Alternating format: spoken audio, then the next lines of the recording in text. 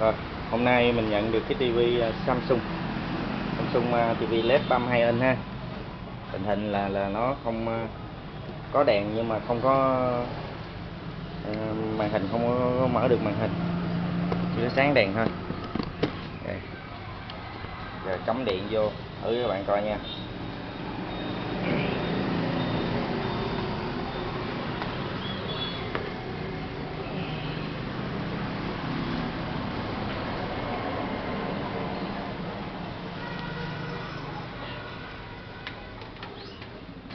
Kim điện vô đây, remote ra đây.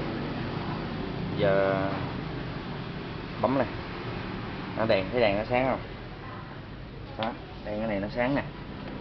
Đó, đèn nó sáng nhưng mà không lên màn hình, không có lên màn hình.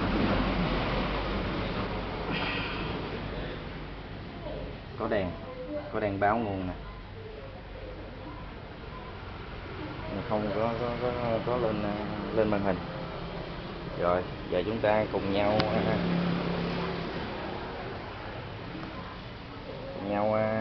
tiến hành sửa nó thôi.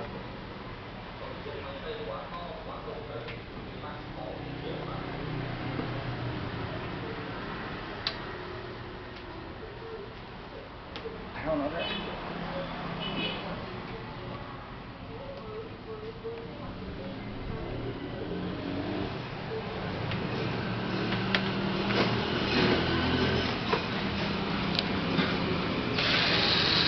Tháo nó ra.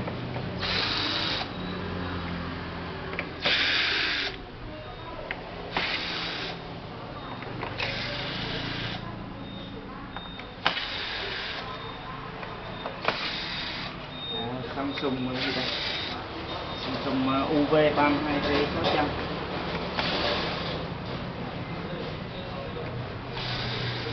UA32B600 VR. Tình hình là không có nguồn, không có lên tình hình là có nguồn nhưng không có lên màn hình.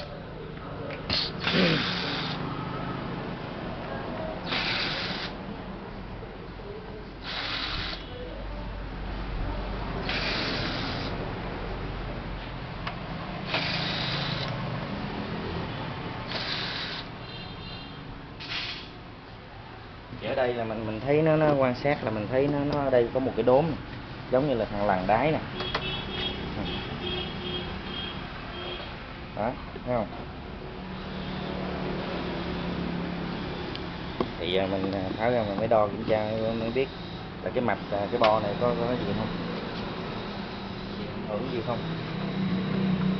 Cái tiếng xe ồn quá, không biết mọi người có nghe được không nha. Nặng lắm các bạn.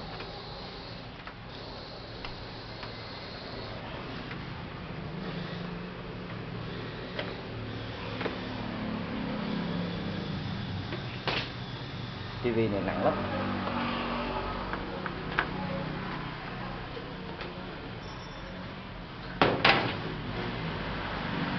Đấy. Này bo nguồn, bo chính nó đây. Đây là bo tín hiệu xuống màn hình này. Bo chính này, bo A, bo B này. Lát nữa cái hồng mình kiểm tra coi nó có báo nguồn ở đây, nó có đèn sáng rồi nhưng mà không có lên màn hình.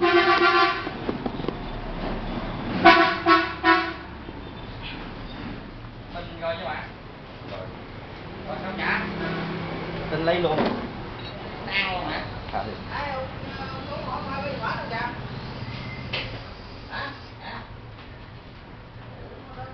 Dễ nữa. Già đó em ơi, ông về, khỏi về nha.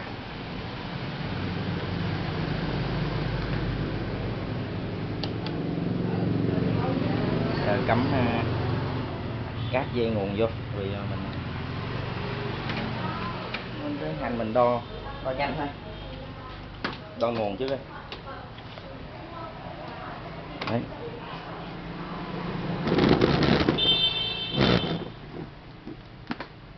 Về thang đo DC 600V, đo nguồn trước.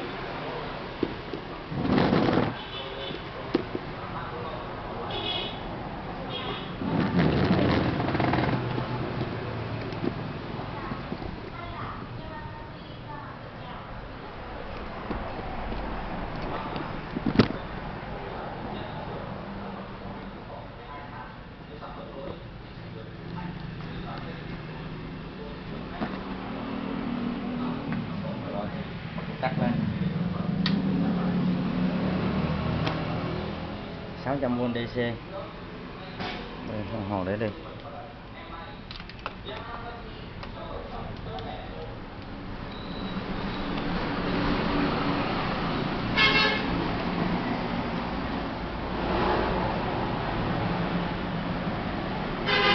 Rồi.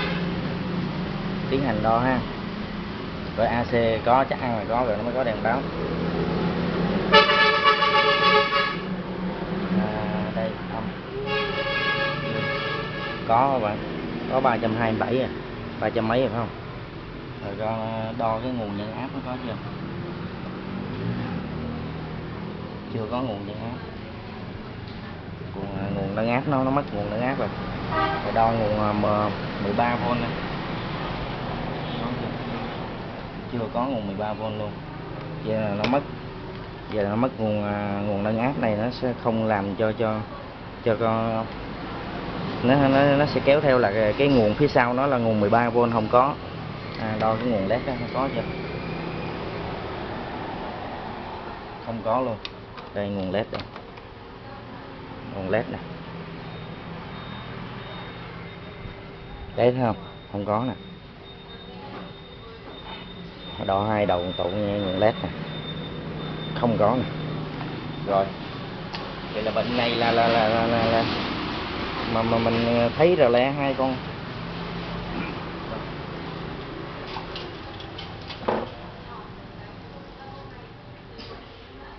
Mình thấy hai con rờ le nè. Đây hai con rờ le đen đen nè, nó chưa đóng cắt. Nó chưa đóng. Vậy là bệnh này là mất nguồn nâng áp, mất nguồn nâng áp. Bởi vì rờ le này chưa đá, chưa đóng, rờ le này chưa đóng mà nguồn nâng áp mình chưa có, thì phía sau của nó là nguồn 13V và nguồn 200 mấy V cấp cho led cũng không có luôn. 200 mấy V đó cấp cho led không có luôn. Nó chỉ có nguồn 5V thôi. Đó, mình đo coi, đo nguồn 5V nó có chưa? 5V đó, đo nguồn 5V đi.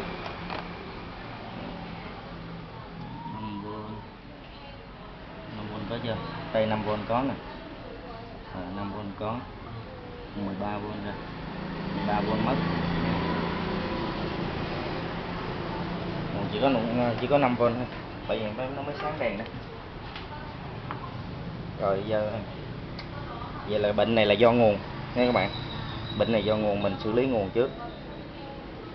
Rồi giờ mà mình tháo cái nguồn ra. Tắt đi, tháo nguồn ra. Tháo nguồn ra kiểm tra.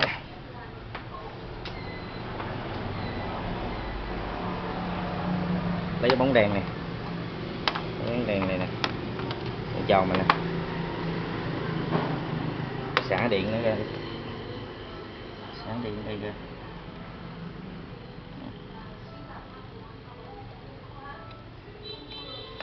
Xả điện ra chứ. Cái hồi chạm tay vô nó còn ngậm điện. Lỡ nó còn ngậm điện nó giật cái miếu cắn thôi. Rồi. Tháo nguồn này ra. Bo bê này ra. Đấy.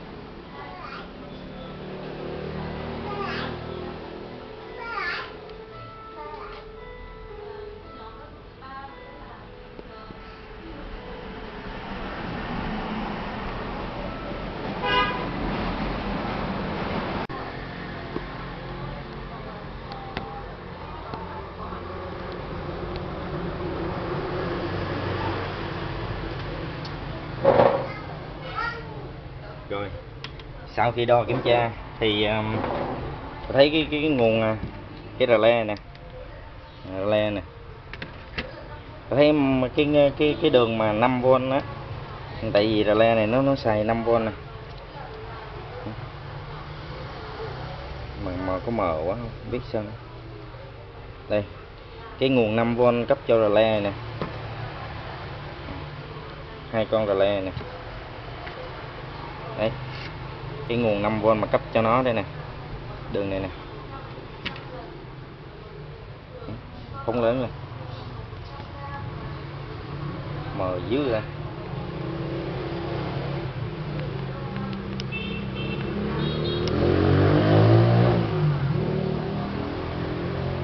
Quá mờ,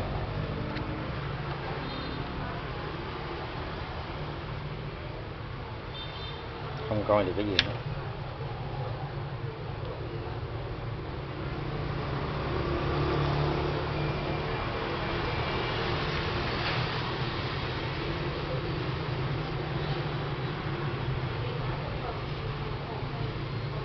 Đây nó rõ đây, cái nguồn 5V cấp cho rờ le nè, đây nè, hai chân rờ le 4 chân nè,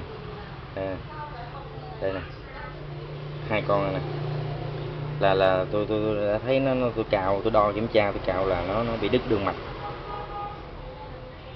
đứt đường mạch ở đây, đây nó ăn dài lên tới trên này, dài trên này, dài lên đây, nó qua đây, qua nó lấy nguồn 5V từ bên này,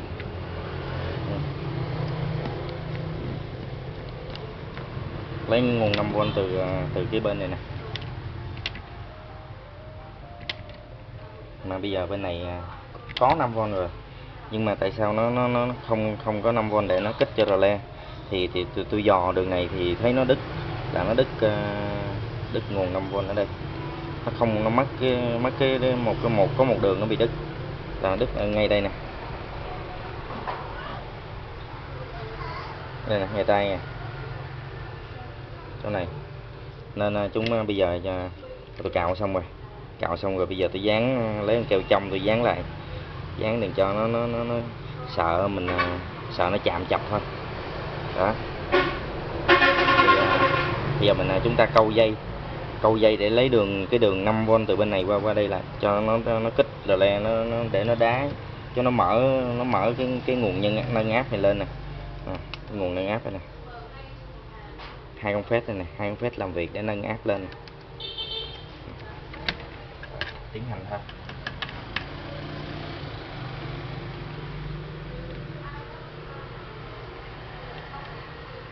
Đây lấy sợi dây ren nè, lòn vô đây, dây nhỏ hơn, không cần lớn các bạn, nguồn 5V này, nguồn này chỉ kích thôi.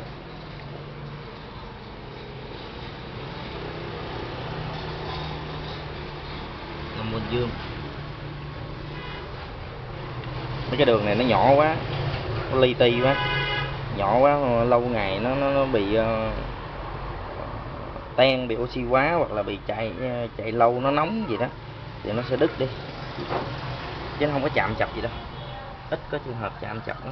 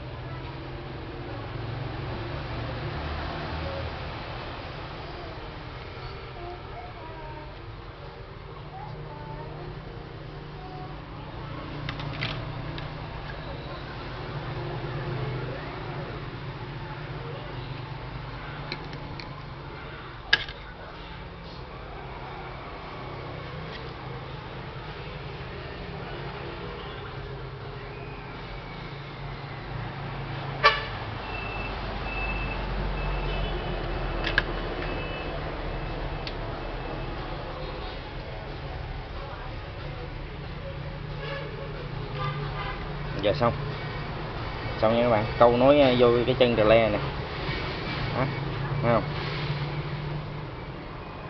Dàn 5V kích cho 5V dương kích cho rờ le nè. Rồi xong,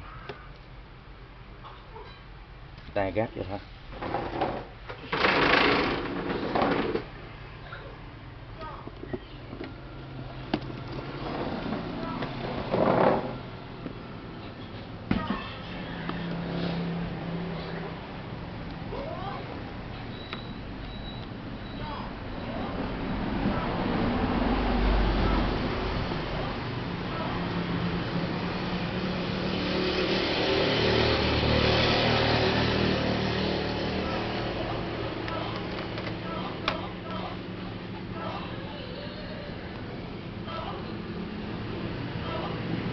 Không mất một xu luôn, thấy không? Không mất một con linh kiện nào để thay thế cho, đơn giản lắm.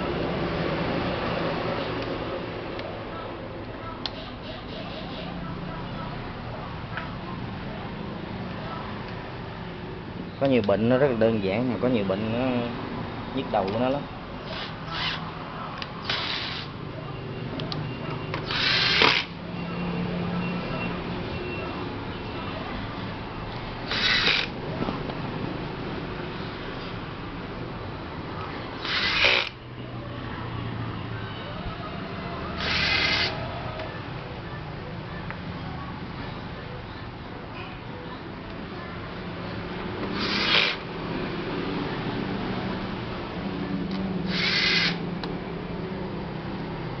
Rồi xong.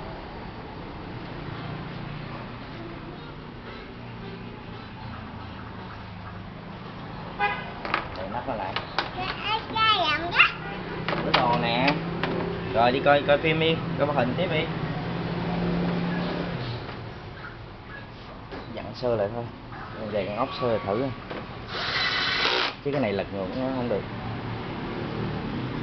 Đang quay video cho các bạn coi nên lật ngược không có được nha.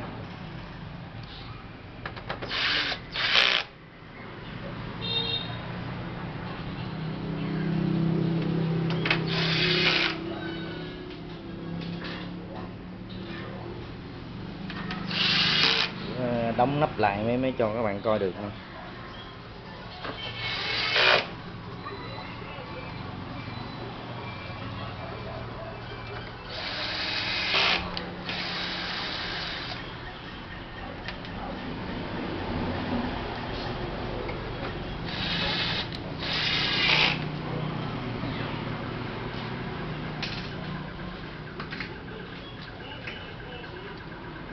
Mấy con này sàn dặn hết luôn.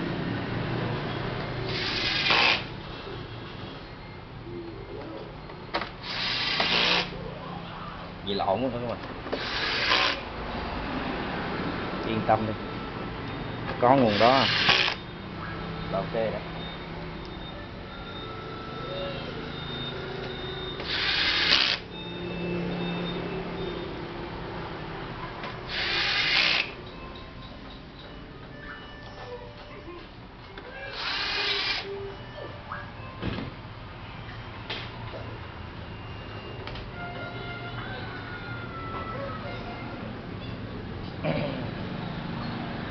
Máy sắp hết pin rồi.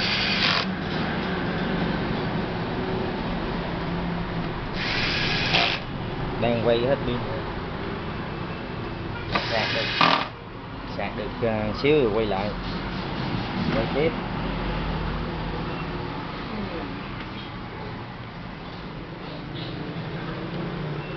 Kim nguồn vô.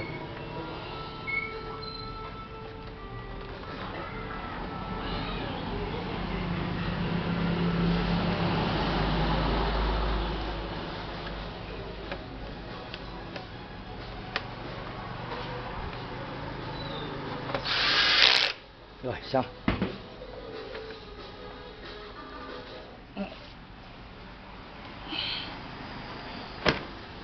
Rồi bật nguồn lên. Rồi.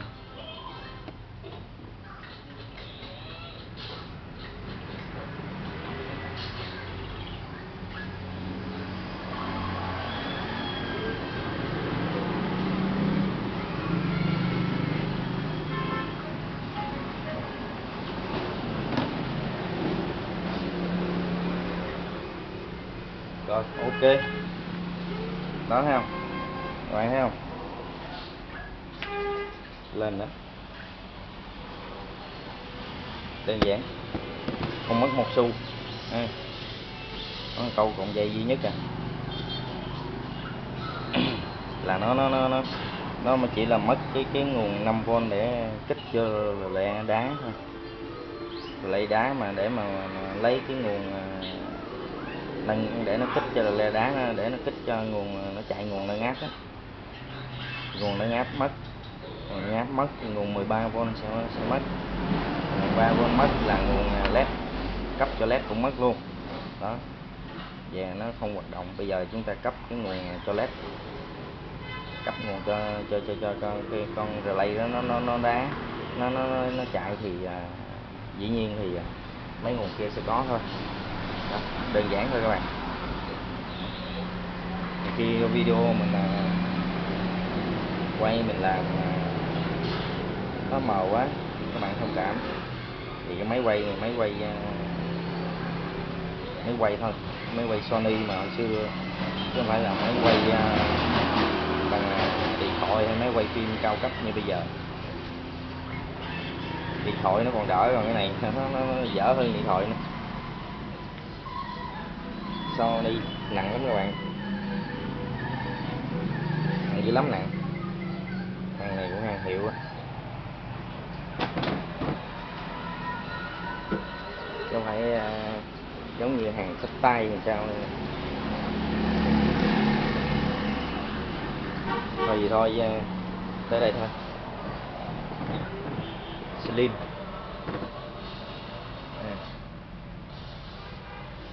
Rồi vậy thôi, chào các bạn ha, hẹn gặp lại các bạn trong các video sau.